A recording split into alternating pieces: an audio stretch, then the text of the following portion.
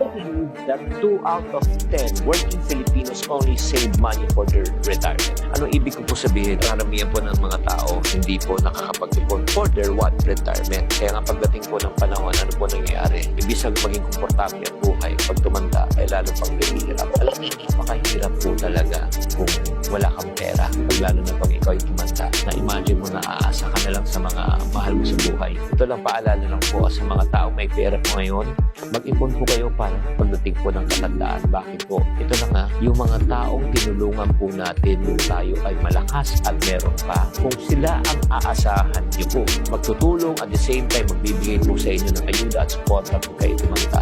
E paano na kung sila rin ay gipit? Paano rin kung sila rin po ay hirap din po sa buhay? Baka, syempre, sumama pa ang loob po ninyo. Kaya nga habang bata pa, matuto tayong mag-ipon para sa ating kinabukasan at ating pagkakita. Something to think about. Kung nagustuhan niyo itong video na ito, don't forget to follow, like, and subscribe.